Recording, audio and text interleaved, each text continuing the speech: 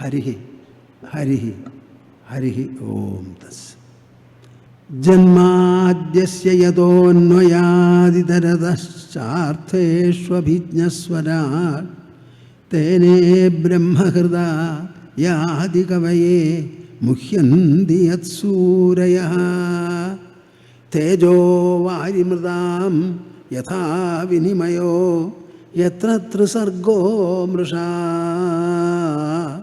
ധാംനാ സ്വേന സദാ നിരസ്തകുഹകം സത്യം പരം ധീമഹി സത്യം പരം ധീമഹി. ധർമ്മപ്രോജ്ജിതകൈതവോത്ര പരമോ നിർമത്സരാണാം സദാം വേദ്യം വാസ്തവമത്ര വസ്തു ശിവദം താപത്രയോന്മൂലനം. ശ്രീമദ്ഭാഗവതേ മഹാമുനികൃതേ കിം വാ പരൈരീശ്വരഃ സദ്യോ ഹൃദ്യവരുധ്യതേത്ര കൃതിഭിഃ ശുശ്രൂഷുഭിസ്തക്ഷണാത്. സദ്യോ ഹൃദ്യവരുധ്യതേത്ര കൃതിഭിഃ ശുശ്രൂഷുഭിസ്തക്ഷണാത്.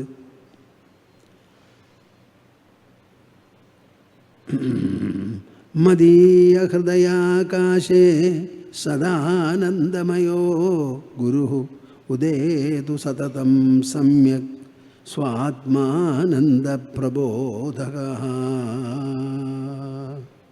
ഹരി ഹരി ഹരി. നമുക്കൊരു 3 തവണ ഓങ്കാരം ജപിക്കണം എല്ലാവരും കൂടി. എല്ലാവരും കൂടി ജപിക്കുന്ന ഈ കൂട്ടജപ തപസ്സുണ്ടല്ലോ, ആ തപസ്സിൻ്റെ തരംഗങ്ങൾ ഭൂതലത്തിൽ മുഴുവനും വ്യാപിക്കണം. എല്ലാ ജീവജാലങ്ങൾക്കും അതിൻ്റെ അനുഗ്രഹവർഷം ലഭിക്കുകയും വേണം. ആ ഒരു ഉദ്ദേശത്തോടു കൂടി നിങ്ങളുടെ മനസ്സ് ആകാശസമം അങ്ങോട്ട് വികസിക്കട്ടെ 3 തവണ. എൻ്റെ ശബ്ദനാളത്തിനൊക്കെ വലിയ പരുങ്ങല, അതുകൊണ്ട് ഉദ്ദേശമാതിരി ഓങ്കാരം ജപിക്കാൻ പറ്റില്ല. പക്ഷെ പോരായൊക്കെ നിങ്ങൾ നികത്തിക്കോളൂ. ഇതാ കണ്ണടച്ച് കൈ കോർത്ത് മടിയിൽ വയ്ക്കുക, വിഷമിക്കാതെ നിവർന്നിരിക്കുക, എന്നിട്ട് കണ്ണടയ്ക്കൂ, വായും മനസ്സും തുറന്ന് എൻ്റെ കൂടെ ജപിക്കുക. ഇതാ ഓ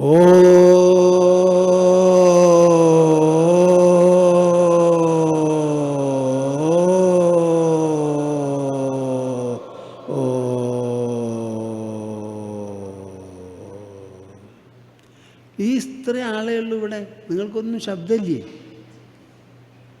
ഞാഞ്ഞൂളിതിലും ഭേദമായിട്ട് ശബ്ദിക്കൂലോ. അപ്പാ ഒന്ന് നല്ലോണം ജപിക്കാൻ. എന്തു പറ്റി? കുരലടപ്പനുണ്ടോ? ഇതാ ഓ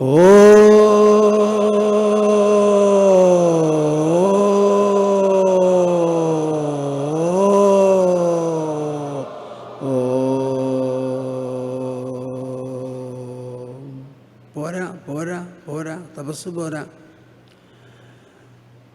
ഓ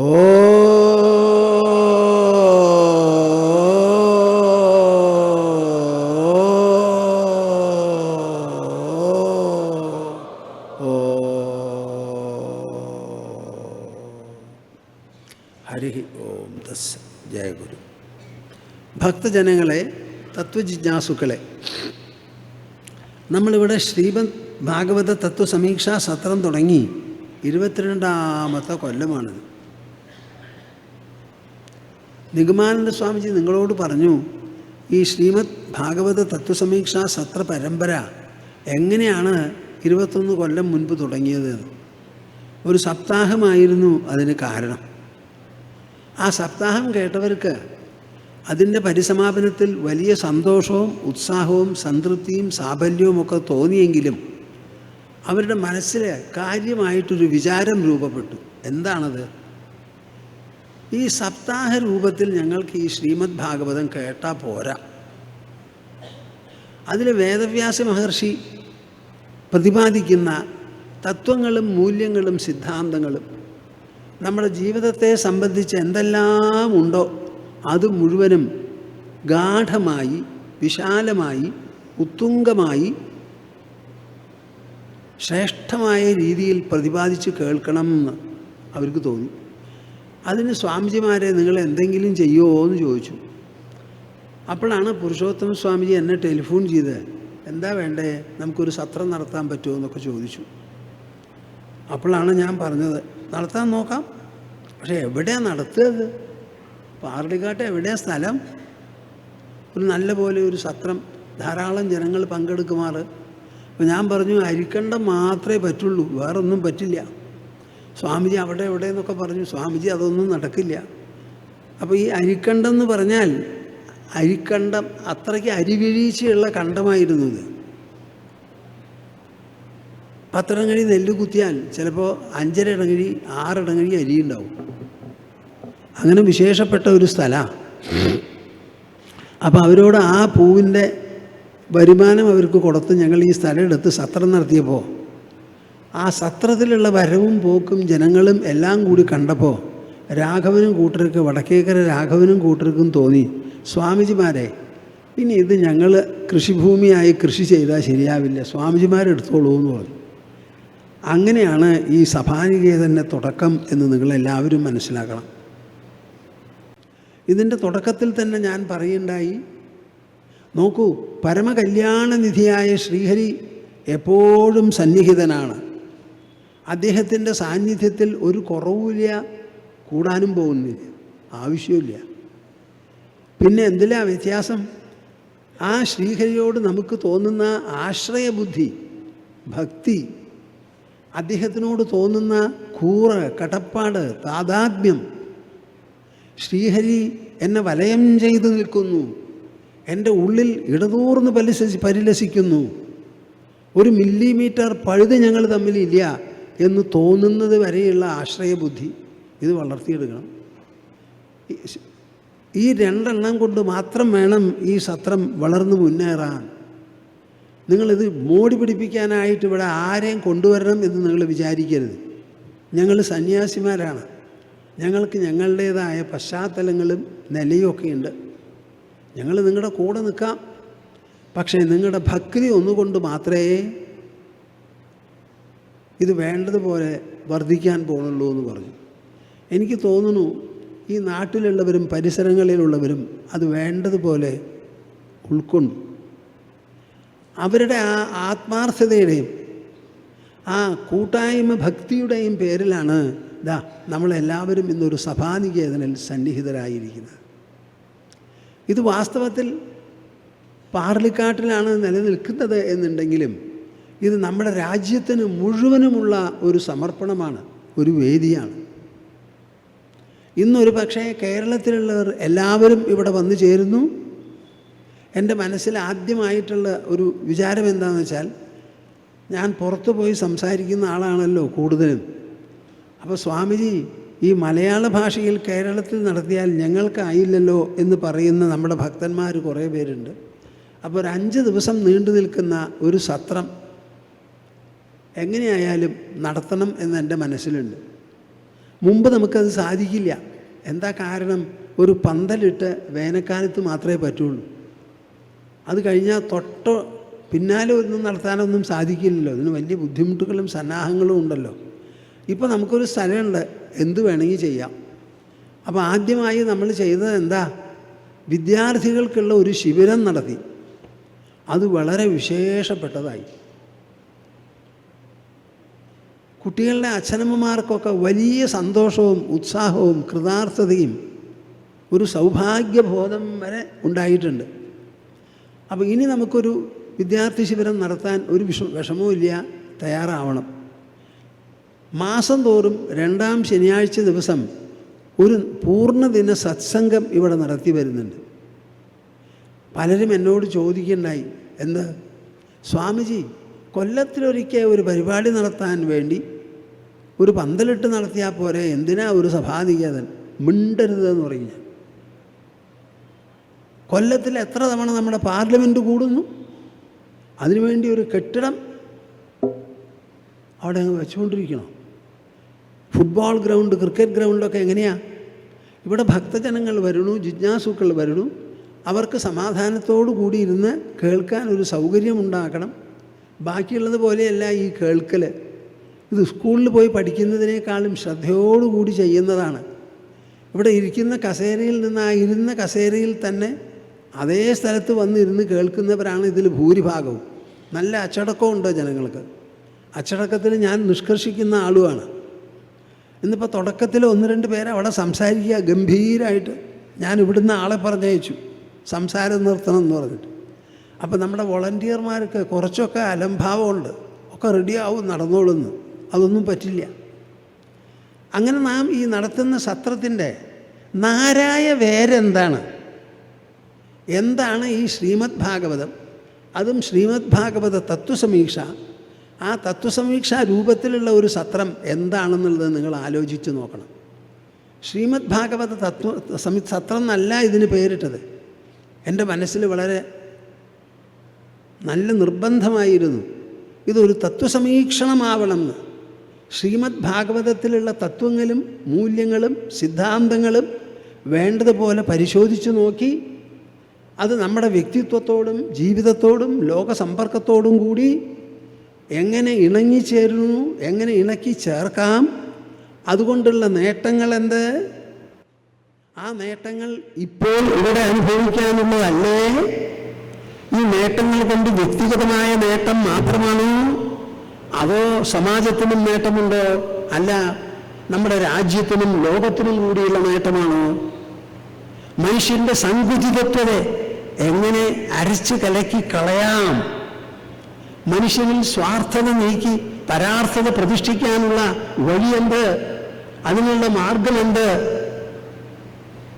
ഈ കരിങ്കല്ല് മനസ്സിന് വെണ്ണ മനസ്സാക്കാനുള്ള വഴിയുണ്ട് എന്ന് ആരായുന്നതാണ് ഈ തത്വസമീക്ഷാ സത്രം. ശ്രീമദ് ഭാഗവതം അതിന് പറ്റിയ ഒരു ഗ്രന്ഥമാണ്. അങ്ങനെ 67 കൊല്ലമായി ഞാൻ ഒരു വിശ്വവിദ്യാലയം പോലെ നമ്മുടെ രാജ്യത്തിൻ്റെ ജ്ഞാനസംസ്കാരം, ജ്ഞാനസമ്പത്ത് പ്രചരിപ്പിച്ചു പോകുന്നു.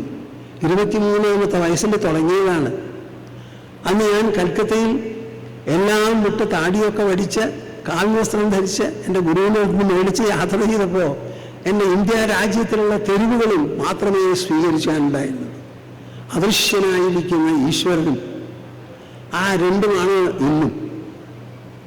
ഞാൻ ഒന്നുമല്ലാതായി, ഒന്നുമില്ലാത്തവനായി, ഒന്നും വേണ്ടാത്തവനുമായി. അങ്ങനെ ഒന്നുമില്ലാത്തവൻ, ഒന്നും വേണ്ടാത്തവൻ, ഒന്നുമല്ലാത്തവൻ, ഇതാണ് എൻ്റെ ധനം. അതിൻ്റെ പിന്നിലാണ് എന്ത് നടന്നിട്ടുണ്ടോ അതെല്ലാം നടന്നിട്ടുള്ളത്. അതിന് ഈ ശ്രീമദ് ഭാഗവതത്തെ ആധാരമാക്കി നമുക്കിവിടെ ഒരു സത്രം നടത്തണമെന്ന് ഈ നാട്ടുകാർ പറഞ്ഞപ്പോൾ അത് മൂലപ്പോൾ അന്ന് മുതൽക്ക് എൻ്റെ മനസ്സിലുണ്ട് ഈ ശ്രീമദ് ഭാഗവതം എന്താണെന്നുള്ളത് ജനങ്ങളെ പറഞ്ഞ് മനസ്സിലാക്കണം. ഇന്നും എനിക്ക് തോന്നുന്നില്ല നിങ്ങൾക്ക് ശ്രീമദ് ഭാഗവതം എന്താണെന്ന് അറിയാമോ. ഇതാ അവിടെ എഴുതി വെച്ചിരിക്കുന്നു, തത്വം പരം ധീമഹി. ഒന്ന് പറയൂ, എന്താ അങ്ങനെ ചൂള? നല്ലോണം പോലെ പറയും. തത്വം പരം ധീമഹി. തത്വം എന്താ? ഈ തത്വം അത് ദ്രവ്യമല്ല, അതൊരു വിഷയം എന്ന് പറയുന്ന ഓബ്ജക്റ്റ് അല്ല, അത് ഇന്ദ്രിയങ്ങൾ കൊണ്ട് കാണാൻ പറ്റില്ല. അതൊരു പ്രത്യയമാണ്. മനസ്സിനും ബുദ്ധിക്കും മാത്രം ഗോചരമാകുന്ന ഒരു വിഷയമാണ്. അതാണ് തത്വം. തത്വം തത്വം ഭൂമിയുടെ ആകർഷണ ശക്തി നിങ്ങൾക്കത് കാണാൻ പറ്റുമോ? അനന്തം അനന്തം എന്ന് പറഞ്ഞ് ഇൻഫിനിറ്റി എന്ന് പറയുന്നുണ്ട്.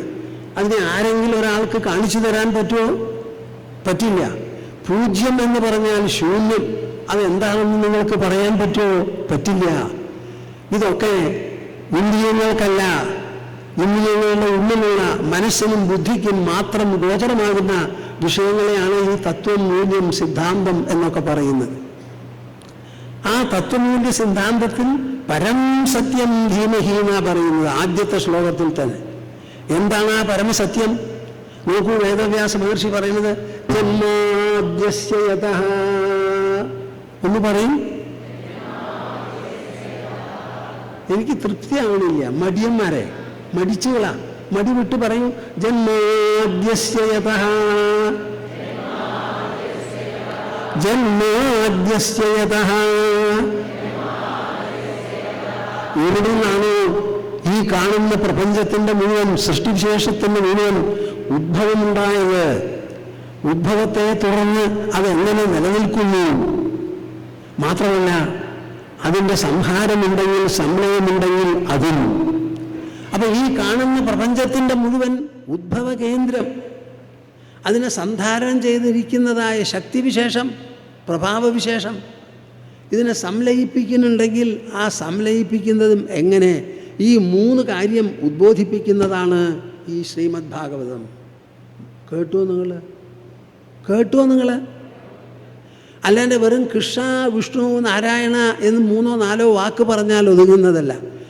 ആ പരമമായ സത്യത്തെ നിങ്ങൾ എന്തു വേണം? ധീമഹി, അത് ബുദ്ധി കൊണ്ട് ആലോചിച്ച് ഉൾക്കൊള്ളണം.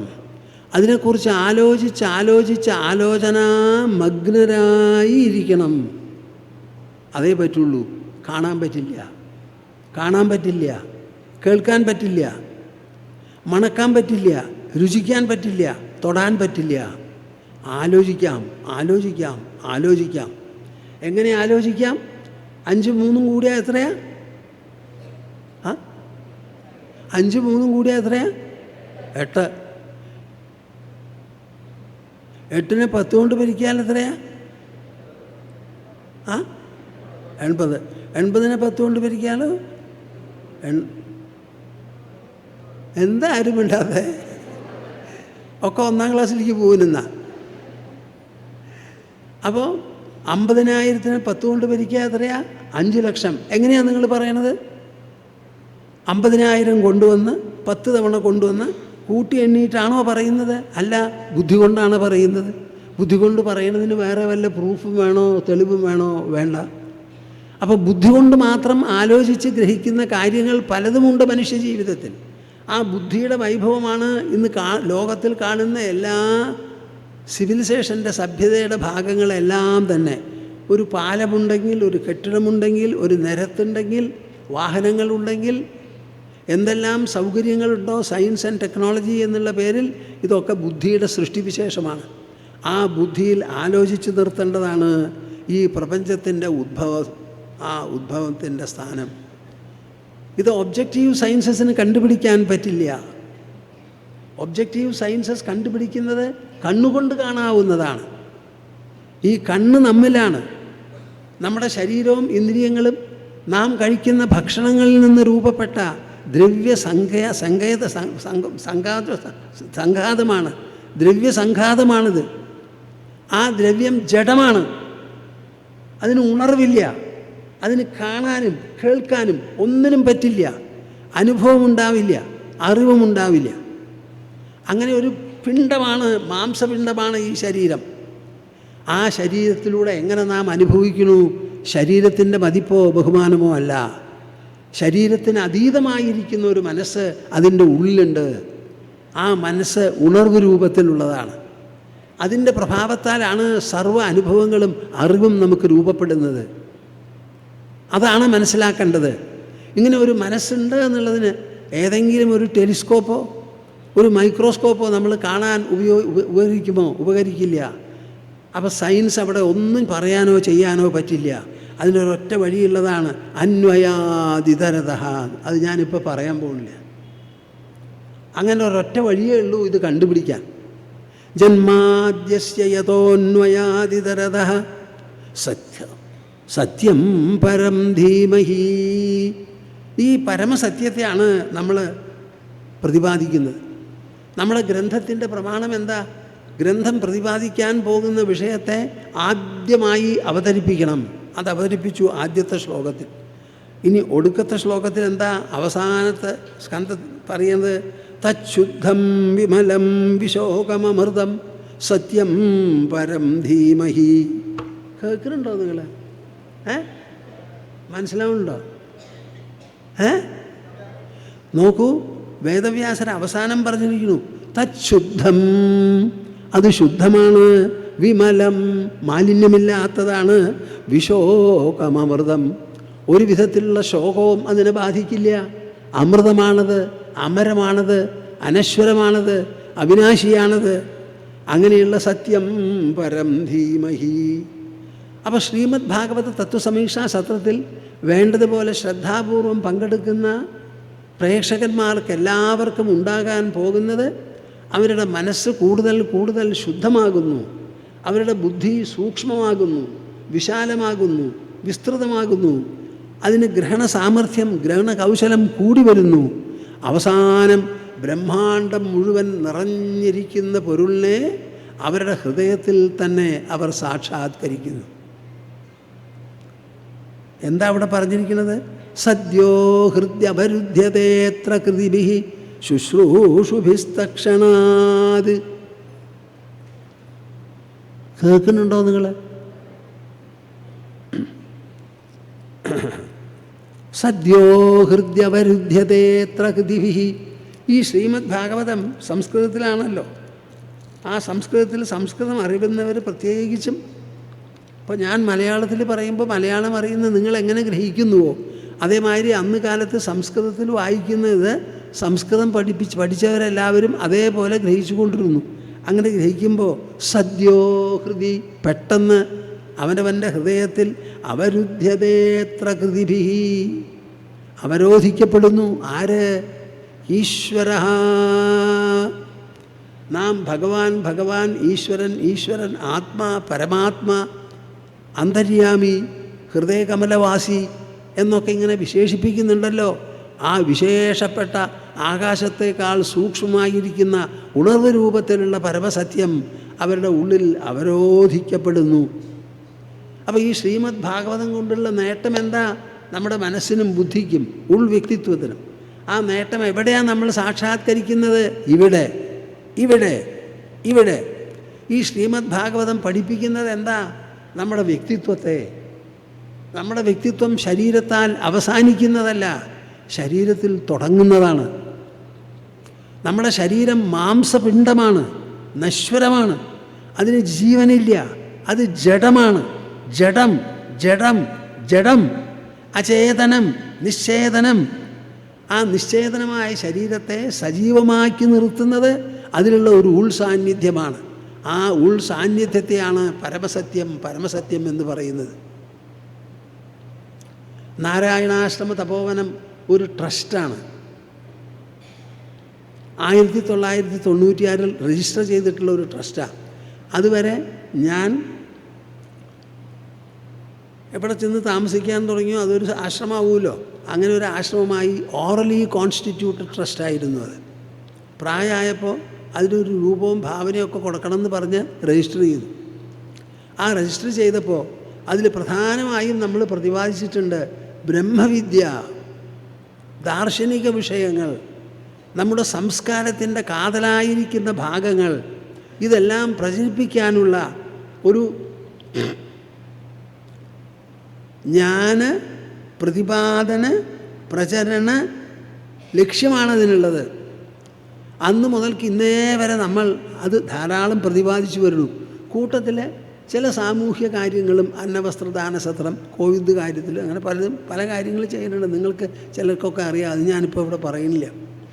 പക്ഷേ ഞങ്ങളുടെ ആശ്രമത്തിൻ്റെ മുഖ്യ ലക്ഷ്യം ഇതാണ്. നമ്മളുടെ ഈ അറിവ് പ്രതിപാദിക്കുക. എന്തിനറിവ്? കാണപ്പെടുന്ന ലോകത്തെ സംബന്ധിച്ച അറിവല്ല, കാട്ടിത്തരുന്ന മനസ്സിൻ്റെയും ബുദ്ധിയുടെയും ഇത് രണ്ടിൻ്റെയും അപ്പുറത്തുള്ള അചിന്ത്യ പ്രഭാവമുള്ള ആത്മാ എന്ന വാക്കുകൊണ്ട് സൂചിപ്പിക്കുന്ന അതിവിശേഷപ്പെട്ട ആ ചിത് പ്രകാശത്തെ വെളിപ്പെടുത്തുന്നത്. അങ്ങനെ നടത്തി വരുമ്പോൾ ചിലരൊക്കെ പറയുക, നിങ്ങൾ നടത്തുന്നത് ഒരു മതപ്രചരണമാണ്, ഒരു റിലീജിയസ് മാറ്ററാണെന്ന്. സർക്കാർ അധികാരികളിൽ നിന്ന് പോലും ഇടയ്ക്കിടയ്ക്ക് നിങ്ങൾക്കിങ്ങനെ ഒരു എഴുത്ത് കിട്ടും. അപ്പോൾ ഞാൻ അവർക്കൊരു മറുപടി അയക്കും. ഇത്തവണ ആദ്യമേ പറയുന്നു, ശ്രീമദ് ഭാഗവത തത്വസമീക്ഷാ സത്രം ഈസ് എ റിലീജിയസ് അഫെയർ. ഈ കാര്യത്തെക്കുറിച്ച് ഞാൻ നിങ്ങളെ മുൻനിർത്തി നമ്മുടെ രാജ്യത്തിന് മുഴുവൻ ഉദ്ബോധിപ്പിക്കാൻ ആവശ്യപ്പെടുന്നു. നിങ്ങളെല്ലാവരും ക്ഷമയോടുകൂടി കേൾക്കണം. കേൾക്കുമോ?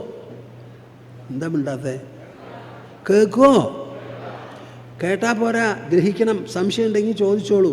എന്നിട്ട് ഓരോരുത്തരും വാചാലന്മാരായി നമ്മുടെ സനാതനധർമ്മത്തെക്കുറിച്ച്, അധ്യാത്മ സംസ്കാരത്തെക്കുറിച്ച്, നമ്മുടെ ചിരപുരാതനമായ ശാസ്ത്രഗ്രന്ഥങ്ങളെക്കുറിച്ചുള്ള സത്യം എല്ലാവരെയും പറഞ്ഞ് മനസ്സിലാക്കണം. വേദം എന്ന് പറഞ്ഞാൽ അറിവ് എന്നാണ് അർത്ഥം. അവിടുന്നാണ് നമ്മുടെ തുടക്കം. വേദാന്തം എന്ന് പറഞ്ഞാൽ ജ്ഞാനത്തിൻ്റെ പരിസമാപ്തി എന്നാണ് അർത്ഥം. ഇതാണ് നമ്മുടെ ശാസ്ത്രം. അതിലെവിടെ വന്നു മതം? എവിടുന്നാ വരണേ ഈ മതം?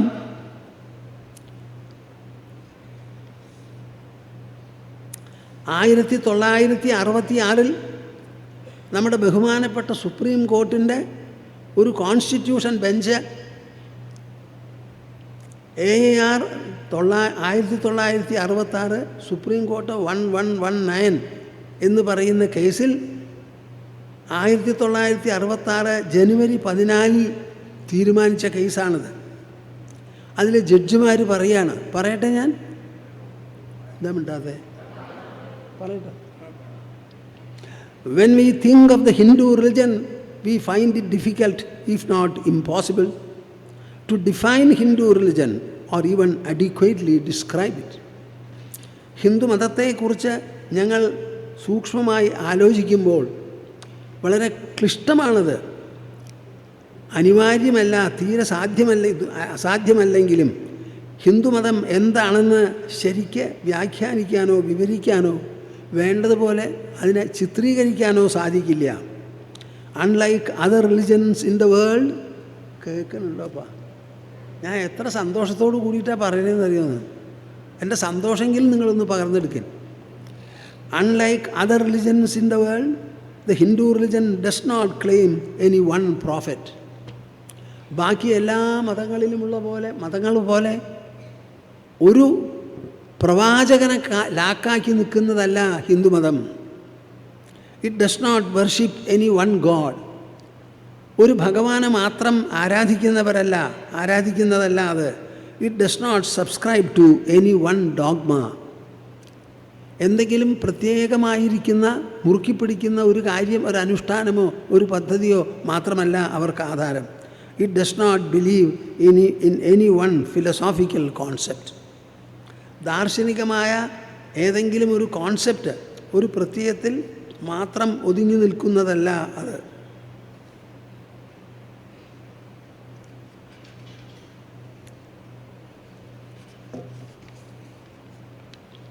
It does not follow any one set of religious rites or performances. മതപരമായിട്ടുള്ള എന്തെങ്കിലും ചടങ്ങുകളോ അനുഷ്ഠാനങ്ങളോ പ്രത്യേകമായ ഒന്ന് കൊണ്ടു നടക്കുന്നവരോ പിന്തുടരുന്നവരോ അല്ല. ഇൻഫാക്റ്റ് വാസ്തവത്തിൽ it does not appear to satisfy the narrow traditional features of any religion or creed. വാസ്തവത്തിൽ അത് ഇടുങ്ങിയ പരമ്പരാഗതമായിരിക്കുന്ന ചില ലക്ഷണങ്ങളുണ്ടല്ലോ മതത്തിൻ്റെ, അതിലൊന്നും പെടുന്നതല്ല. കേട്ടോളൂ. It may broadly B described as a way of life and nothing more. അതിനെ ഒരു ജീവിതമാർഗം, ജീവിത രീതി, ജീവിത പദ്ധതി എന്നല്ലാതെ വേറെ ഒന്നും അതിനെപ്പറ്റി പറയാൻ പറ്റില്ല. നമ്മുടെ ഗവൺമെൻറ്റിന് കൊടുക്കാനുള്ള ഒരു ഡോക്യുമെൻ്റ് തയ്യാറാക്കിയത്, അതിൻ്റെ ഒരു ഭാഗവും കൂടിയാണ് ഞാനിപ്പോൾ നിങ്ങളോട് വായിക്കുന്നത്. പറഞ്ഞ് തോറ്റു. ഒരു സന്യാസിയുടെ മുഖത്തിൽ നിന്ന് വരുന്നത് മുഴുവൻ ജ്ഞാനമാണ് കൂട്ടരെ. കൃഷ്ണൻ പറയുന്നു, ആരായി പ്രപഞ്ചം മുഴുവൻ സൃഷ്ടിച്ചതാന്ന് നമുക്കറിയില്ല. പക്ഷെ നമുക്കൊന്നറിയാം, ആ സൃഷ്ടികളിൽ വെച്ച് മനുഷ്യനാണ് പരമമായ സാധ്യതയും വിശേഷവുമുള്ളത്. നമുക്ക് വിചിന്തനത്തിനുള്ള ശക്തിയുണ്ട്. The power of thinking, the power of articulation, ആശയവിനിമയം ചെയ്യാനുള്ള ശക്തിയുമുണ്ട്. ഇത് രണ്ടും കയ്യിൽ ഉള്ളിടത്തോളം കാലം മനുഷ്യൻ കാട്ടിക്കൂട്ടുന്നതിന് കയ്യും കണക്കുമുണ്ടാവില്ല. പാഞ്ചഭൗതികമായ ഒരു പ്രപഞ്ചം നമ്മളെ ചുറ്റി പരിലസിക്കുന്നു. ആ പ്രപഞ്ചത്തിലുള്ള ചെറിയ ഒരു മനുഷ്യൻ, അവൻ കണ്ടുപിടിച്ചതാണ് അക്ഷരമാല. നമ്മുടെ മലയാളത്തിൽ 51 അക്ഷരം എന്ന് പറയും, സംസ്കൃതത്തിൽ 48 എന്ന് പറയും. ഈ 48 അക്ഷരങ്ങളെ വച്ച് നാം എഴുതി കൂട്ടിയിട്ടുള്ള വാക് പ്രപഞ്ചം എത്രയുണ്ടെന്ന് നിങ്ങൾക്ക് പറയാൻ പറ്റുമോ? കൃഷ്ണൻ പറയാണ് ശബ്ദപ്രപഞ്ചം. വെറും 27 അക്ഷരങ്ങളാണ് ഇംഗ്ലീഷിൽ. അത് വച്ച് ഉണ്ടാക്കിയിട്ടുള്ളതായ സാഹിത്യങ്ങളുടെ കണക്കെത്രയാണ് നിങ്ങളൊന്ന് ആലോചിച്ച് നോക്കൂ. നമ്മുടെ വായിൽ നിന്ന് പുറത്തു വരുന്നത് മുഴുവൻ അറിവാണപ്പാ. നമ്മുടെ ജീവിതം മുഴുവൻ മനസ്സിലാണ് അധിഷ്ഠിതം. മനസ്സിനെ അനുഭവം ഉണ്ടാക്കാൻ പറ്റുള്ളൂ. ബുദ്ധിയിലാണ് അധിഷ്ഠിതം. അതിന് മാത്രമേ അറിവുള്ളൂ. ഭഗവാൻ എന്നത് നമ്മുടെ ഒരു വാക്കാണ്, ഭഗവാന്റെ വാക്കല്ല. ഭഗവാൻ ഉണ്ടെന്ന് പറയുന്നത് മനുഷ്യനാണ്, ഇല്ലെന്ന് പറയുന്നതും അവൻ തന്നെ. മതത്തിനർത്ഥം ഇഹലോക വിഷയമല്ലാതെ പാരത്രികം പരലോക കാര്യങ്ങളെ പ്രതിപാദിക്കുന്നതാണ് മതം. നമ്മൾ അതിനെയെല്ലാം ഖണ്ഡിക്കുന്നവരാണ്. താൻ ഉറ്റുനോക്കുന്ന ഈശ്വരൻ തൻ്റെ ഹൃദയത്തിൽ അധിവസിക്കുന്നുണ്ടല്ലോ, അത് കാണടോ. പരീക്ഷിത്ത് എന്താ ചോദിച്ചേ? ആസന്ന മരണനായിരിക്കുന്ന ഒരുവൻ എന്താണ് വേണ്ടത് എന്ന് ചോദിച്ചു. അങ്ങനെയാണ് ശുകമഹർഷി ശ്രീമദ് ഭാഗവതം പറഞ്ഞു കേൾപ്പിക്കാൻ തുടങ്ങിയത്. 6 ദിവസം കേട്ടേയുള്ളൂ പരീക്ഷിത്ത്. കേൾക്കുന്നതിന് മുൻപ് തന്നെ പറഞ്ഞു, പ്രായോപവേശം അനുഷ്ഠിച്ച് ഞാൻ തക്ഷകനെ ഭയപ്പെടുന്നില്ല എന്ന്. അവസാനം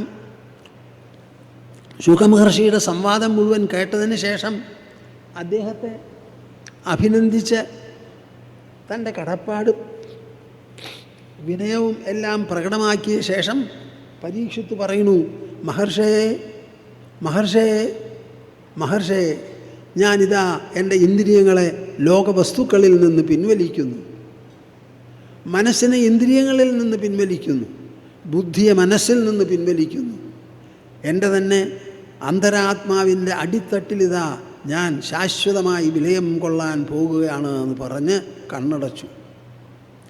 തക്ഷകൻ വന്നത് പരീക്ഷിച്ചറിഞ്ഞില്ല, കടിച്ചതറിഞ്ഞില്ല, കടിത്തീയിൽ നിന്ന് ജ്വലിച്ച അഗ്നിയിൽ ദേഹം എരിഞ്ഞു പോയതറിഞ്ഞില്ല. കാണികളാണ് പറഞ്ഞത്. ഞാൻ ശ്രീമദ് ഭാഗവതത്തെ പറയുന്നു, മരണത്തെ കീഴടക്കിയ മഹാസ്ത്രമാണ് എന്ന്. മരണത്തെ കീഴടക്കിയ മഹാസ്ത്രം. ആരുണ്ട് അല്ല എന്ന് പറയാൻ? ഇറങ്ങി ഇങ്ങോട്ട് വരട്ടെ. എവിടെ പോയി പരീക്ഷത്തിൻ്റെ മരണം? മരിക്കുന്നതും ജനിക്കുന്നതും ശരീരമാണ്. ശരീരം ജഡമാണ്. ആ ജഡത്തിന് പറയാനോ കേൾക്കാനോ ഉണരാനോ കൊള്ളില്ല, പറ്റില്ല. ശരീരത്തിൻ്റെ ഉള്ളിലുള്ളതാണ് ഞാൻ. ആ ഞാൻ പഞ്ചഭൂതങ്ങളിൽ നിന്നും വ്യത്യസ്തമാണ്. ആ ഞാനെ ഉണർത്തിയതാണ് ശുകമഹർഷി. ഉണർത്തുന്നതാണ് ഈ ശ്രീമദ് ഭാഗവതം. എന്തിനെ ഉണർത്തുന്നു? അകന്നു നിൽക്കുന്ന ഒരു ദൈവത്തെയല്ല, ഉള്ളിൽ അലിഞ്ഞിരിക്കുന്ന സാന്നിധ്യത്തെ. ഞാൻ എന്ന് പറയുന്ന വാക്കിൻ്റെ സൂചന എന്തോ, ആ വാക്ക് സൂചിപ്പിക്കുന്നത് എന്തോ, ആ സാന്നിധ്യത്തെയാണ് ശ്രീമദ് ഭാഗവതം വെളിപ്പെടുത്തുന്നത്. മനുഷ്യ വ്യക്തിത്വം എന്ത്? അതിൻ്റെ പ്രഭാവം എത്ര? ഇന്ദ്രിയങ്ങൾ ലോകവസ്തുക്കളേക്കാൾ ശ്രേഷ്ഠമാണ്. കൃഷ്ണൻ പറയുകയാണ് അർജുനനെ, പടക്കളത്തിൽ വെച്ച് പട ചെയ്യാൻ പറ്റാതെ അമ്പും വില്ലും താഴത്ത് വെച്ച് വിഷണ്ണനായിരുന്ന അർജുനനെ നോക്കി, ഒരു കയ്യിൽ കടിഞ്ഞാണുണ്ട് കുതിരകളുടെ, പിന്നാക്കം തിരിഞ്ഞു നോക്കി സംസാരിക്കുന്നു. ആര്? കൃഷ്ണ പരമാത്മാവ്. ആ അർജുനോട് പറയാണ്, ഇന്ദ്രിയാണി പരാണ്യാഹുഹു. ഈ ഇന്ദ്രിയങ്ങൾ ലോകവസ്തുക്കളേക്കാൾ ശ്രേഷ്ഠമാണ്. ഇന്ദ്രിയങ്ങളേക്കാൾ ശ്രേഷ്ഠമാണ് മനസ്സ്. ഇന്ദ്രിയേഭ്യ പരം മനഃ, മനസ്സസ്തു പരാബുദ്ധി. മനസ്സിനേക്കാൾ ശ്രേഷ്ഠമാണ്, ശക്തിമത്താണ് ബുദ്ധി. യോ ബുദ്ധേഹ പരതസ്തു സഹ. ആ ബുദ്ധിയേക്കാൾ ശ്രേഷ്ഠമാണ്, മികവുറ്റതാണ് ആ പരമതത്വം. പറയൂ എൻ്റെ കൂട്ടരെ, പരമതത്വം എവിടെ? പുറത്തോ അതോ അകത്തോ? എന്തത്? എല്ലാവരും ഒന്ന് ശരിക്കും പറയും, അല്ലെങ്കിൽ നാണാണ് പറയില്ല എന്ന് പറയൂ. പരമതത്വം എവിടെയെന്നാണ് സ്വാമിജിയുടെ ചോദ്യം. മറുപടി പറയും. പുറത്തോ അകത്തോ? അകത്ത്. പറയുന്നപ്പാ, നിങ്ങളുടെ ഇന്ദ്രിയങ്ങൾ ലോകവസ്തുക്കളേക്കാൾ മികച്ചത്, മനസ്സ് ഇന്ദ്രിയങ്ങളെക്കാൾ മികച്ചത്, ബുദ്ധി അതിലും മികച്ചത്, അതിലും മികച്ചതാണ് ഞാൻ. മനുഷ്യനായി ജനിച്ച് ശരീരത്തിലാണ് ദ്രവ്യവും ഊർജവും ഒക്കെ കിടന്ന് കളിക്കുന്നത്. അതാണ് ഈ ലോകത്തിൽ മുഴുവനും. ആ ശരീരത്തിൻ്റെ ഉള്ളിൽ നമുക്കൊരു ഉൾസാന്നിധ്യമുണ്ട്. ഇത് മൂന്നാമത്തൊന്നാണത്. ഈ പാഞ്ചഭൗതികമായ ഈ ലോകത്തിൽ ദ്രവ്യം, ഊർജം എന്ന് പറയുന്ന പഞ്ചഭൂതങ്ങളുടെ എല്ലാം നമ്മുടെ ശരീരത്തിലുണ്ട്. അതിൻ്റെ അപ്പുറത്തുള്ള ആ ഉണർവും നമുക്കുണ്ട്, കോൺഷ്യസ്നസ്സും നമുക്കുണ്ട്. ഇത് രണ്ടും പേർ നടക്കുന്ന മനുഷ്യന് എന്താണ് ഇവിടെ കൂസാനുള്ളത് എന്ന് ഞാൻ നിങ്ങളോട് ചോദിക്കുന്നു. ലോകത്തിൻ്റെ മുൻപിൽ നിന്ന് തുറന്നു പറയൂ, ലോകമേ, നിനക്കൊന്നും എന്നിൽ അടിച്ചേൽപ്പിക്കാൻ സാധിക്കില്ല. നിൻ്റെ കയ്യിൽ ഒന്നുമില്ല, നീ പാപ്പരയാണ്. നിൻ്റെ പഞ്ചഭൂതം എൻ്റെ ശരീരത്തിലുമുണ്ട്, ഇത് വിട്ടൊന്നും നിൻ്റെ കയ്യിലില്ല. നിനക്കൊന്നും എനിക്ക് തരാൻ സാധിക്കില്ല, ഒരു പ്ലസ് ഏൽപ്പിക്കാൻ പറ്റില്ല, ഒരു മൈനസും നിനക്കുണ്ടാക്കാൻ പറ്റില്ല. എൻ്റെ ശരീരം മുഴുവൻ ദ്രവ്യപൂർണ്ണമാണ്, എൻ്റെ ഉള്ളു മുഴുവനും ഉണർവ് പൂർണ്ണമാണ്. ഞാൻ ഒന്നുമൊട്ട് ആവശ്യപ്പെടുന്നില്ല, എനിക്കൊന്നുമൊട്ട് വേണ്ട. ഏതെങ്കിലും ഒരു ബാഹ്യവസ്തു നിങ്ങളുടെ മനസ്സിൻ്റെ ഉള്ളിൽ കിടന്ന് നിങ്ങളെ സന്തോഷിപ്പിക്കുമോ? ഞാൻ എപ്പോഴും ചോദിക്കാറുള്ള ഒരു ചോദ്യമാണ്. ഏതെങ്കിലും ഒരു വസ്തു, ഒരു മെറ്റീരിയൽ ഓബ്ജക്റ്റ് നിങ്ങളുടെ ശരീരത്തിൻ്റെ ഉള്ളിൽ മനസ്ഥലത്തിൽ കിടന്ന് മനസ്സിനെ തൊടുമോ?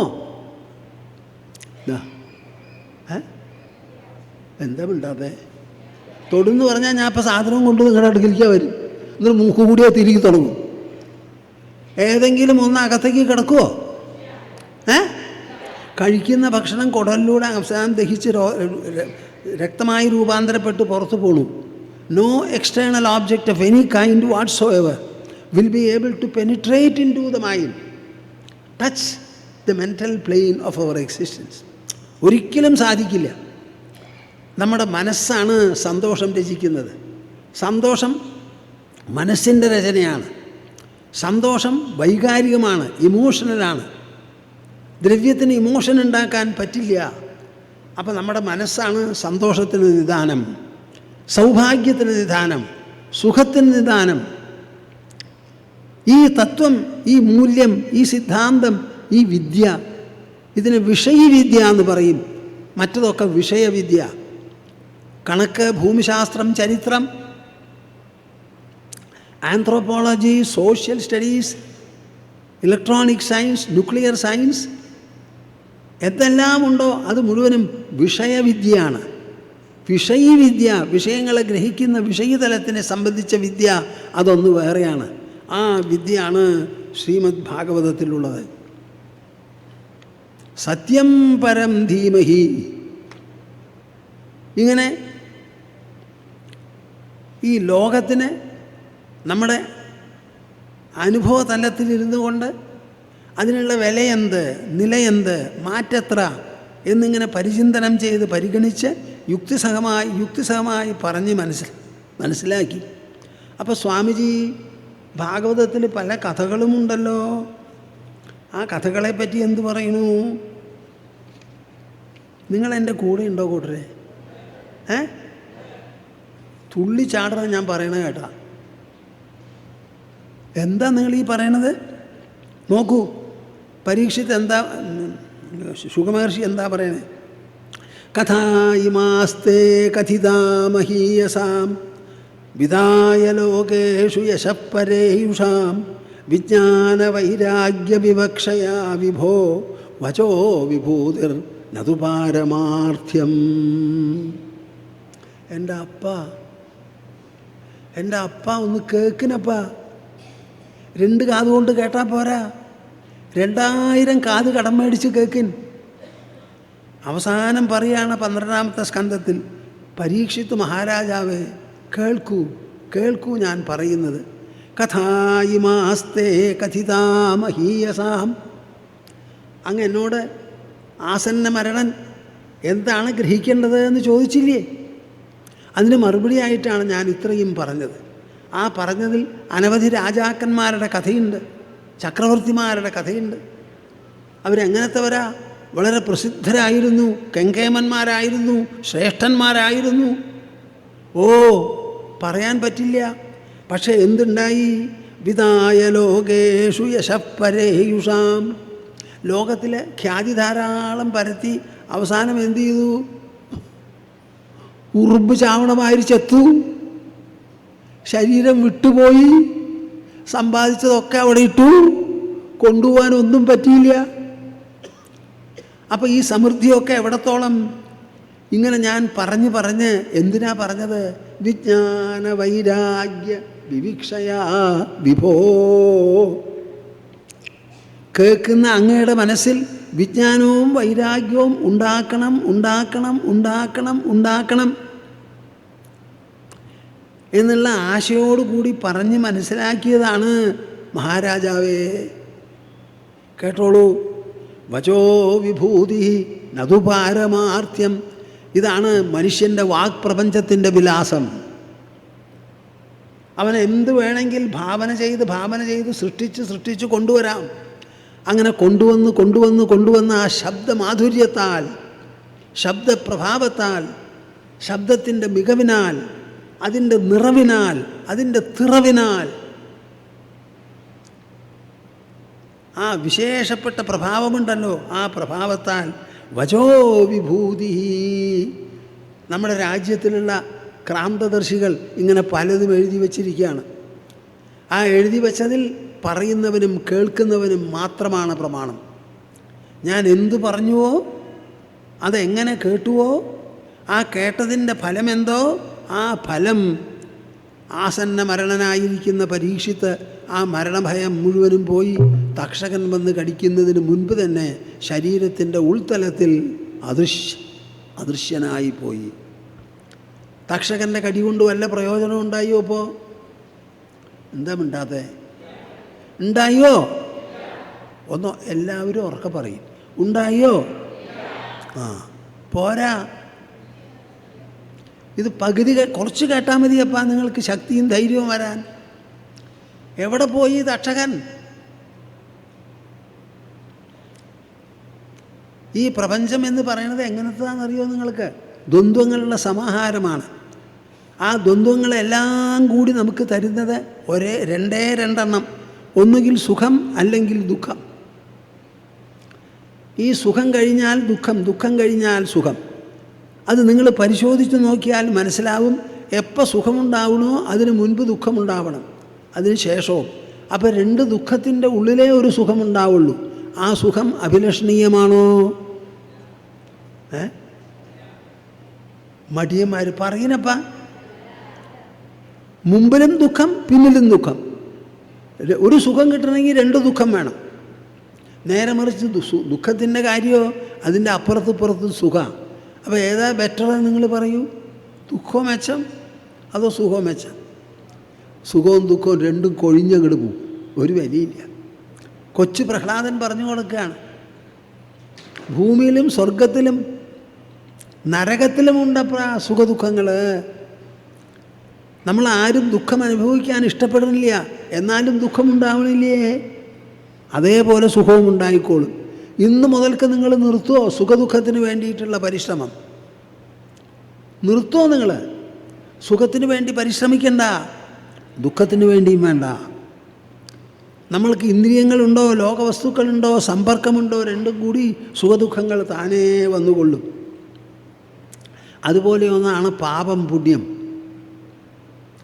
അത് നമ്മുടെ ഭാവനയിലാണ്. ചെയ്തത് ശരിയോ തെറ്റോ, ഇങ്ങനെ രണ്ടെണ്ണമാണ് നമുക്കുള്ളത്. പരീക്ഷിത്ത് ഒരു മഹാത്മാവായിരുന്നു. ഒരു മഹാത്മാവായിട്ടും എന്തു പറ്റി? പാവം ബാക്കി രാജാക്കന്മാരെ പോലെ നായാടാൻ പോയി. നായാടി ക്ഷീണിച്ചു, ദാഹിച്ചു, വെള്ളം കിട്ടണം. എവിടെയാണ് കിട്ടുക? രാജധാനി എത്രയോ ദൂരെയാണ്.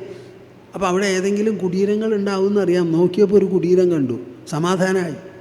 ആ സമാധാനത്തോടു കൂടിയാണ് അങ്ങോട്ട് ചെന്നത്.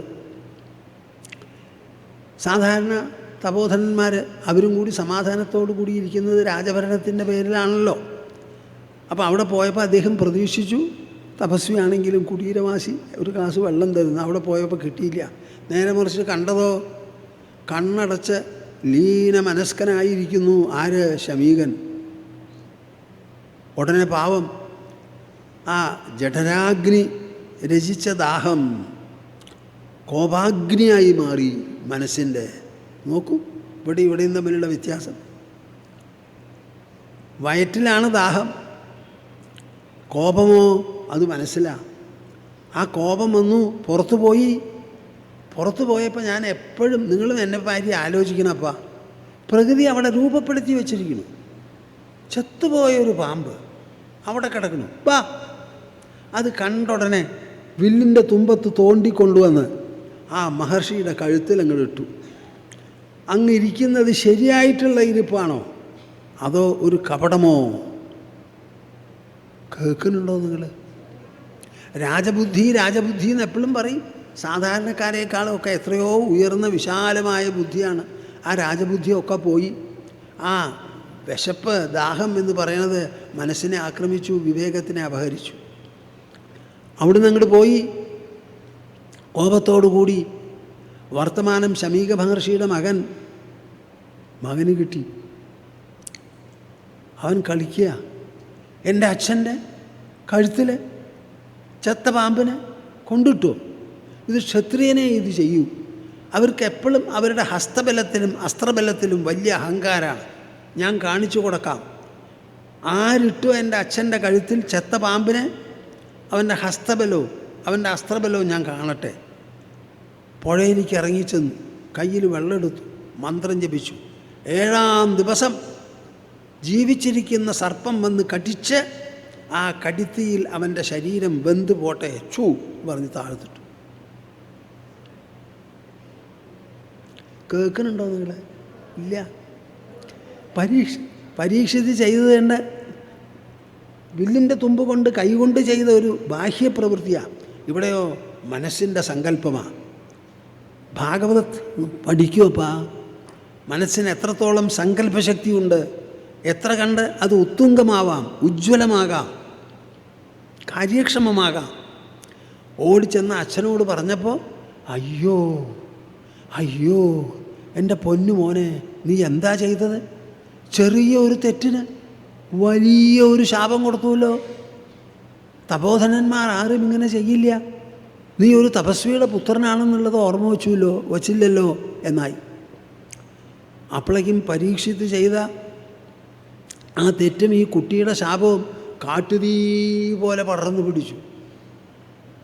എല്ലാവരും അറിഞ്ഞു. പരീക്ഷിത്ത് മഹാരാജാവാണ്. ആനയ്ക്ക് അടി തെറ്റി പരീക്ഷിത്ത് ഗജേന്ദ്രന് അടി തെറ്റി. പക്ഷേ അദ്ദേഹം മഹാത്മാവാണ്. ആ ചെയ്ത അപരാധത്തിന്, എന്ത് അപരാധത്തിനും എന്ത് പാപത്തിനും ഇവിടെ പരിഹാരമുണ്ട് നമ്മുടെ പുണ്യഭാരത ഭൂമിയിൽ. 7-ാം ദിവസം ഞാൻ മരിക്കുമല്ലോ, ശരീരം വീഴുമല്ലോ. ഞാൻ ഇപ്പോൾ മുതൽക്ക് തന്നെ പ്രായോപവേശത്തിലാണ്. ആഹാരം കഴിക്കില്ല, വെള്ളം കുടിക്കില്ല, ശ്വാസം മാത്രമേ എടുക്കൂ. ആ പ്രായോപവേശം അങ്ങോട്ട് എടുത്തപ്പോൾ അതിനെപ്പറ്റി കേട്ടിട്ടുള്ള ജനങ്ങൾ കണ്ടിട്ടില്ല. അത് വലിയ അഗ്നിയായി പടർന്നു. പരീക്ഷിത്ത് ഗംഗാനദി തീരത്ത് ചെന്ന് ദർഭ കിഴക്കോട്ട് മുഖമാക്കി വിരിച്ച് വടക്കോട്ട് തിരിഞ്ഞിരുന്നു. അവിടെ വന്നുകൂടിയ മഹർഷിമാർ ആരൊക്കെയുണ്ട്? അനവധി ആൾക്കാരാണ് അവിടെ വന്നിരിക്കുന്നത്. വസിഷ്ഠൻ മുതൽക്കുള്ള മഹർഷിമാർ മുഴുവനുണ്ട് അവിടെ. വസിഷ്ഠൻ, ച്യവനൻ, അങ്കിരസ്, അത്രി, പരാശരൻ, ഭൃഗു, വിശ്വാമിത്രൻ. കഴിഞ്ഞില്ല. ഇതിൻ്റെ 4-5 ഇരട്ടി എല്ലാവരും അവിടെ വന്നിരുന്നു. ബലേ ഭേഷ്, ബലേ ഭേഷ്, ബലേ ഭേഷ്. വളരെ നന്നായി, വളരെ നന്നായി, വളരെ നന്നായി എന്ന് പറഞ്ഞു. അപ്പോൾ പരീക്ഷിത്ത് അവരെ നോക്കി പറയുക, നിങ്ങളുടെ അഭിനന്ദനം ഞാൻ സ്വീകരിക്കുന്നു. പക്ഷേ അത് അന്വർത്ഥമാകണമെങ്കിൽ നിങ്ങൾ തോരാതെ എൻ്റെ കാതുകളിൽ തത്വമൂല്യ സിദ്ധാന്ത വർഷം ചൊരിയണം. കേൾക്കുന്നുണ്ടോ നിങ്ങൾ?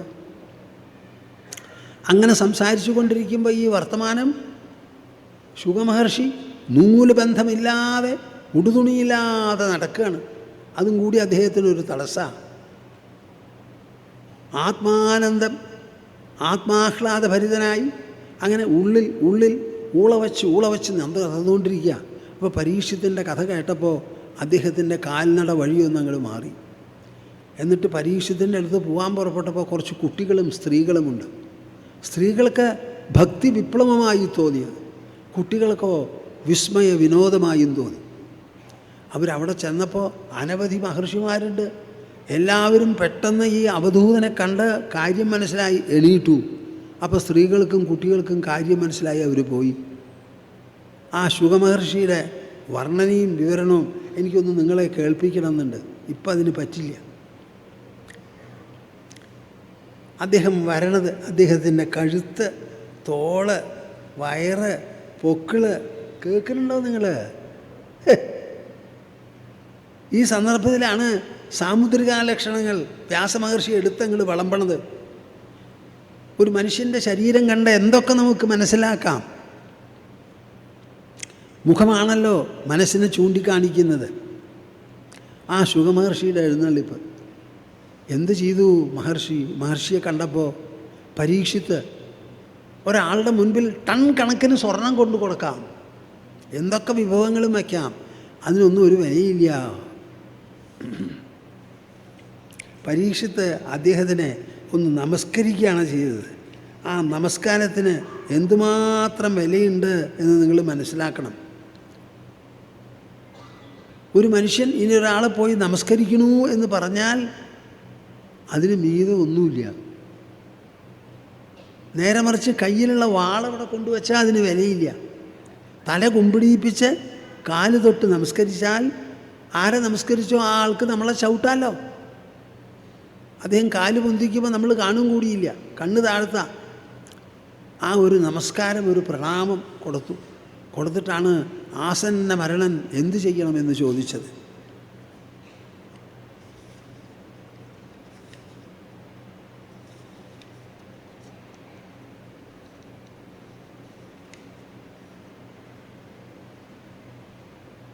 യശ്രോതവ്യമഥോ ജപ്യം യത് കർത്തവ്യം നൃഭിപ്രഭോ സ്മർത്തവ്യം ഭജനീയം വാ ബ്രൂഹി യദ്വാ വിപര്യം.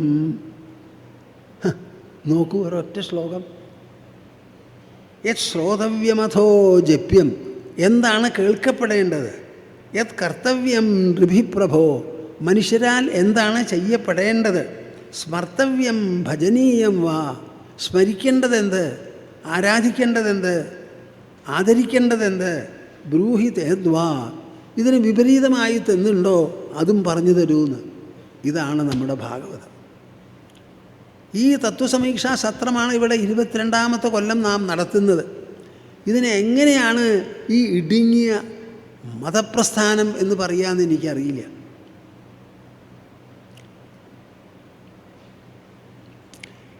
ഇങ്ങനെയുള്ള കാര്യങ്ങളാണ് നമ്മുടെ രാജ്യത്തിനെ ശക്തിപ്പെടുത്തുന്നത്. അച്ഛൻ പറഞ്ഞു തരുമോ നിങ്ങളുടെ ഉള്ളിൽ അജയ്യമായിരിക്കുന്ന ഒരു സാന്നിധ്യമുണ്ടെന്ന്? പെറ്റ അമ്മ പറയുമോ? പറയില്ല. ഇക്കണ്ട ആചാര്യന്മാർ സ്കൂളിലും കോളേജിലും പഠിപ്പിക്കുന്നുണ്ടല്ലോ, അവർ പറയുമോ? പറയില്ല. ഇംപ്ലിയാണ്ടന്മാരാണ് അവരൊക്കെ. ഒരു വസ്തു അറിയില്ല. ശരീരത്തിൻ്റെ ഉള്ളിൽ കാണിച്ചു തരുന്ന ആ കാണുന്ന, എവിടെയാണ് കാഴ്ച നടക്കുന്നത്? കണ്ണിലോ അതോ മനസ്സിലോ? നിങ്ങളുടെ മുൻപിൽ ഒരു വൃക്ഷമുണ്ട്, ആ വൃക്ഷത്തിനെ ഞാൻ കാണുന്നു.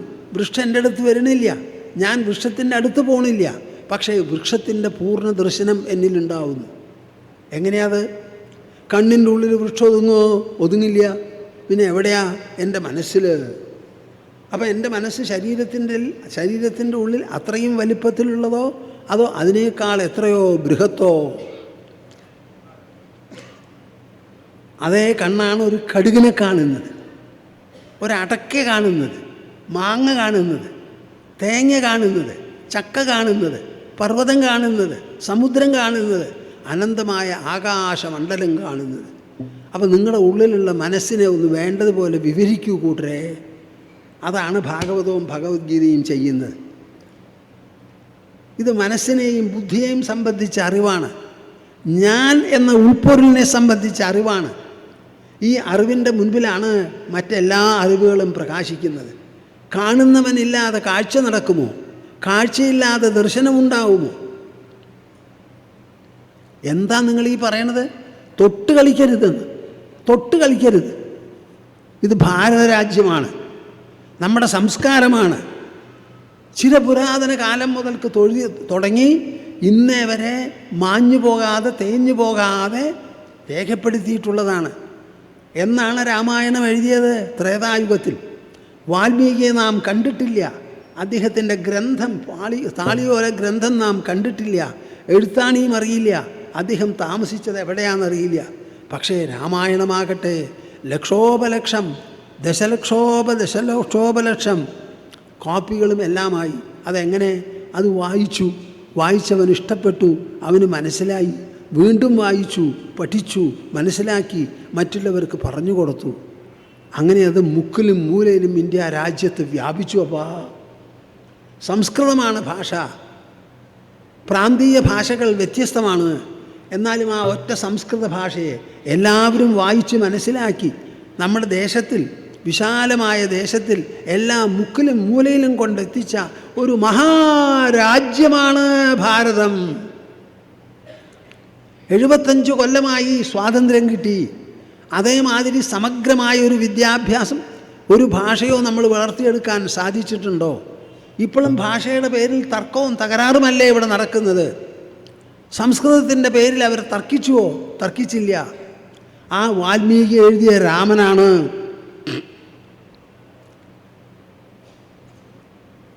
ജനാധിപത്യ രാജ്യമായ ഇന്ത്യയിൽ നമ്മുടെ ഭരണഘടനയിൽ വിഭാവനം ചെയ്യുന്ന പാർലമെൻറ്റ്, എക്സിക്യൂട്ടീവ്, ജുഡീഷ്യറി എന്ന് പറയുന്ന 3 കാലുകളുണ്ടല്ലോ. അതിൽപ്പെട്ട ജുഡീഷ്യറി, സുപ്രീം കോർട്ട്, നമ്മുടെ രാജ്യത്തിലുള്ള രാജ്യവാസികളുടെ കേസിൻ്റെ പേരിൽ അവസാനം ഒരു ജഡ്ജ്മെൻറ്റ് പുറപ്പെടുവിച്ചു. നമ്മുടെ പ്രധാനമന്ത്രിയെയും അദ്ദേഹത്തിൻ്റെ ക്യാബിനറ്റിനെയും ചുമതലപ്പെടുത്തി ഒരു കമ്മിറ്റി രൂപീകരിക്കൂ, ഒരു ട്രസ്റ്റ് രൂപീകരിക്കൂ. എന്നിട്ട് വാൽമീകി ചിത്രീകരിച്ചിട്ടുള്ള ശ്രീരാമനുണ്ടല്ലോ, ആ ശ്രീരാമന് ഏറ്റവും ഉതകുന്ന വിധം ഒരു സ്മരണീയമായ സ്മാരകം നിർമ്മിച്ച് ജനങ്ങൾക്ക് കൊടുക്കൂ എന്ന് പറഞ്ഞെഴുതി. നിങ്ങൾ കേൾക്കണല്ലോ ഞാൻ പറയണത്? ഇല്ല. 1500 കോടി ഉറുപ്പികയാണ് അത്രേ അതിന് ചിലവ്. 5000-6000 കോടി ഉറുപ്പിക ജനങ്ങൾ അയച്ചു കൊടുത്തു കഴിഞ്ഞു. അവർ ഒറ്റ രാമൻ്റെ പേരിൽ വിശാലമായി ഈ രാജ്യത്തിൽ നടക്കുന്ന ഏകീകരണം, ഇൻ്റഗ്രേഷൻ എത്രയുണ്ടെന്ന് നിങ്ങൾ പറയൂ. അതിൽ മൈനോറിറ്റിയും ധാരാളം പണം കൊടുത്തിട്ടുണ്ട് എന്ന് പറയുന്നു. രാമൻ ചരിത്രപുരുഷനോ അതോ ഭാവനാപുരുഷനോ? മറുപടി പറയുന്നത് എന്നോട്. അറിയില്ല. ഞാൻ ആരോടാ സംസാരിക്കണേ? രാമൻ ചരിത്രപുരുഷനോ അതോ ഭാവനാ സൃഷ്ടിയോ എന്നാണ് ഞാൻ ചോദിക്കുന്നത്. മറുപടി പറയും.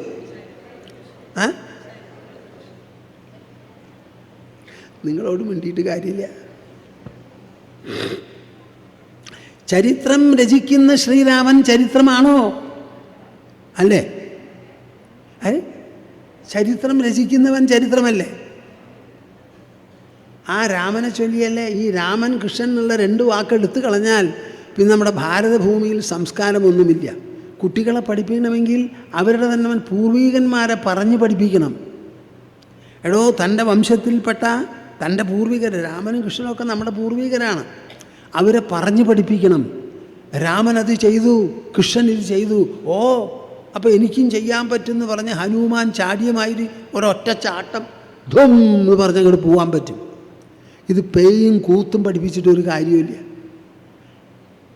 എനിക്ക് തോന്നുന്നു വളരെ അതിക്രമിച്ചു കഴിഞ്ഞു സമയം. നമ്മുടെ രാജ്യമെന്ത്, ഭാരതമെന്ത്? ഇത് വെറും മണ്ണാണോ ഈ ഭാരതം? അതോ ഇവിടെ ഒരു സംസ്കാരം വാഴുന്നുണ്ടോ? വാഴുന്നുണ്ടെങ്കിൽ അതെന്ന് തുടങ്ങി? ചരിത്രാതീത കാലം മുതൽക്ക് തുടങ്ങിയതാ. അപ്പം അതിൻ്റെ പഴക്കം നിശ്ചയിക്കാൻ ലോകത്തിലൊരാളുമില്ല. കൃഷ്ണൻ അർജുനന് കുരുക്ഷേത്രത്തിൽ നിന്ന് ഗീത ഉപദേശിച്ച് 5160 വർഷമാണിത്. 5160 വർഷമാണിത്. നിങ്ങൾ നല്ല പോലെ മനസ്സിലാക്കൂ. നമ്മുടെ ഭാരതത്തിൻ്റെ ചരിത്രം തന്നെ രണ്ടാമത് എഴുതണം. ഈ പുസ്തകങ്ങളൊക്കെ ഇവിടെ ഉണ്ട്. അത് ജനങ്ങൾ പഠിക്കണു, ഉൾക്കൊള്ളണു, അനുസരിക്കണു. ഡെസിമൽ പേഴ്സൻറ്റേജിലെങ്കിലും രാമന്മാരിവിടെ ഉണ്ട്, കൃഷ്ണന്മാരിവിടെ ഉണ്ട്. എൻ്റെ ജീവിതത്തിൽ രാമനും കൃഷ്ണനും ശങ്കരാചാര്യരുമാണ് സ്വാധീനങ്ങൾ, വേറെ ഒന്നുമില്ല. അത് കഴിഞ്ഞ് ഞാൻ ശാസ്ത്രങ്ങൾ വായിക്കാനും പഠിക്കാനും തുടങ്ങിയപ്പോൾ ശാസ്ത്രങ്ങളായി പൂർണ്ണ സ്വാധീനം.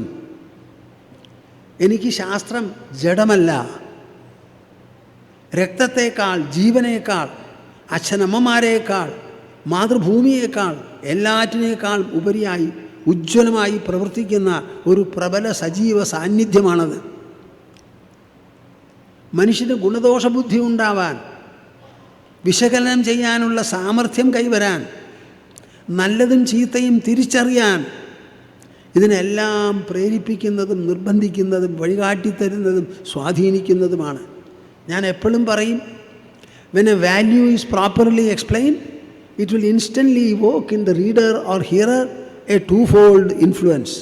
One is an emotional persuasion and another is a rational compulsion. എന്ത് വാല്യൂ, എന്ത് മൂല്യം നിങ്ങൾ വേണ്ടതുപോലെ ചർച്ച ചെയ്താലും അത് കേൾക്കുന്നവരിൽ വൈകാരികമായിരിക്കുന്ന ഒരു സ്വാധീനവും യുക്തിസഹമായിരിക്കുന്ന ഒരു നിർബന്ധവും രചിക്കാതെ ഇരിക്കില്ല. രണ്ടാളോ ഒരുമിച്ച് ജീവിക്കാൻ തുടങ്ങിയാൽ, രണ്ടാളോ കൂടുതലോ, then value becomes indispensable. ഒരാൾ തന്നെ ഇരിക്കുമ്പോൾ ഒരു വാല്യൂവും ഒരു മൂല്യവും വേണ്ട. രണ്ടാളുണ്ടെങ്കിലോ ഒരാളുടെ സ്വാതന്ത്ര്യം മറ്റൊരാളുടെ സ്വാതന്ത്ര്യത്തെ ഹനിക്കരുത്. അപ്പോൾ നിർബന്ധമായി, അച്ചടക്കമായി. അപ്പോൾ ഞാൻ എന്താ പറഞ്ഞത് നിങ്ങളോട്?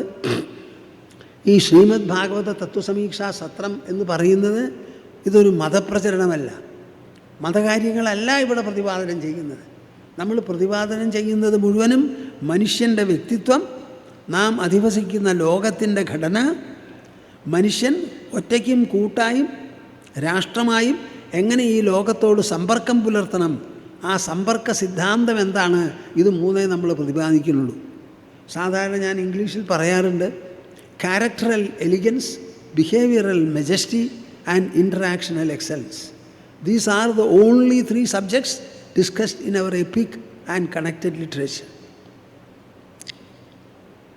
Characteral elegance, സ്വഭാവ വൈശിഷ്ട്യം, ബിഹേവിയറൽ മെജസ്റ്റി, പെരുമാറ്റ സൗഷ്ഠവം, ഇൻറ്ററാക്ഷണൽ എക്സലൻസ്, സമ്പർക്ക മികവ്. ഇത് മൂന്നേ നമ്മുടെ ശാസ്ത്രങ്ങളിൽ പ്രതിപാദിക്കുന്നുള്ളൂ, കൂട്ടരെ വേറെ ഒന്നുമില്ല. ഞാൻ നിർത്തേ. ഒരു ശ്ലോകം പറഞ്ഞ് നിർത്താം. മനസ്സാ എല്ലാവരെയും ആലിംഗനം ചെയ്ത് അനുഗ്രഹിക്കുന്നു. ഈ സത്രത്തിൽ ധാരാളം പേര് പങ്കെടുക്കണം. നിങ്ങൾ അലംഭാവം ദീക്ഷിക്കരുത്. നമ്മുടെ വോളണ്ടിയർമാരോട് പ്രത്യേകിച്ച് ഞാൻ പറയുകയാണ്, അലംഭാവം ദീക്ഷിക്കാൻ പാടില്ല. എല്ലാവരോടും പറയണം, അവർക്കുണ്ടാകാൻ പോകുന്നത് മനസ്സിന് കരുത്ത്, മനസ്സിന് ധന്യത, മനസ്സിന് സമ്പുഷ്ടി, ബുദ്ധിക്ക് സൂക്ഷ്മത, സംവേദനക്ഷമത വർദ്ധിച്ചു വരും അവർക്ക്. ഇതെല്ലാം കൂടുതലുണ്ടാവും. അതിനുവേണ്ടി എല്ലാവരോടും വരാൻ പറയും. ഭക്തിയുടെ ഭാഷയിൽ പരമകല്യാണ നിധിയായ ശ്രീഹരിയുടെ അനുഗ്രഹാതിരേകം ധാരാളം ഇവിടെ കൈവരും. അടുത്തുള്ളവരോട് പറഞ്ഞ് ഈ സത്രത്തിലുള്ള എന്തെങ്കിലും സാധനങ്ങൾ, നിവേദ്യങ്ങളോ അങ്ങനെ അതൊക്കെ ഉണ്ടല്ലോ, അതൊക്കെ അടുത്തുള്ള അയൽവക്കക്കാർക്കും മറ്റുള്ളവർക്കൊക്കെ കൊണ്ടുകൊടുത്ത് എല്ലാവരെയും നിങ്ങളിതിൽ പങ്കെടുപ്പിക്കും. ഇങ്ങനെ ഒന്ന് സംഘടിപ്പിച്ച് നിങ്ങളെ എല്ലാവരെയും ഇരുത്തി കാര്യങ്ങൾ നടത്താൻ ഞങ്ങൾക്ക് സാധിക്കും. പക്ഷേ ഇത് പ്രചരിപ്പിച്ച് മറ്റുള്ളവരിലേക്ക് വ്യാപിപ്പിക്കാൻ ഓരോരുത്തർക്കുമുണ്ടോ ഓരോ ദൗത്യം. ആ ദൗത്യം ശ്രീരാമൻ്റെ ജീവിതത്തിൽ ഹനുമാൻ എങ്ങനെയായിരുന്നു അതുപോലെയാണ്. അപ്പോൾ നിങ്ങളൊക്കെ ഹനുമാന്മാരായിക്കോളൂ, പരിശ്രമിക്കും. നിങ്ങളുടെ കുടുംബത്തിൽ നല്ല കുട്ടികൾ ജനിക്കണം. അവർക്ക് കുടുംബ സ്നേഹം വേണം, സമാജ സ്നേഹം വേണം. നല്ല പോലെ പഠിച്ച് മിടുക്കന്മാരായി നമ്മുടെ രാഷ്ട്രത്തിൻ്റെ സമ്പത്ത് വർദ്ധിപ്പിച്ച് ലോകത്തിനും അവർ സംഭാവന ചെയ്യണം. അങ്ങനെ ആയാൽ ലോകം നന്നാവും. ശരി, ഞാൻ നിർത്തട്ടെ. ഒരു ശ്ലോകം പറഞ്ഞ് സമാപന ഓങ്കാരം ജപിച്ച് നമുക്ക് പിരിയാം. നല്ലപോലെ ഭംഗിയായിട്ട് ഊണ് കഴിക്കും. ഞാനും വരാം അങ്ങോട്ട്.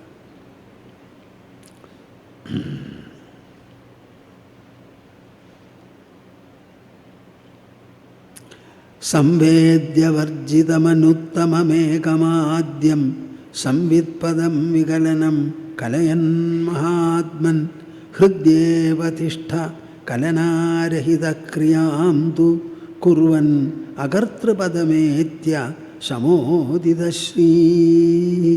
കുർവൻ അകർത്തൃപദമേത്യ ശമോദിതശ്രീ. ഹരി ഹരി ഹരി ഓം തസ്. ഒരു സമാപന ഓങ്കാരം മുദ്രയിടത്തോളൂ. ഇതാ അസലായിട്ട് ജപിക്കണം കേട്ടോ, ഉറങ്ങരുത്. ഓ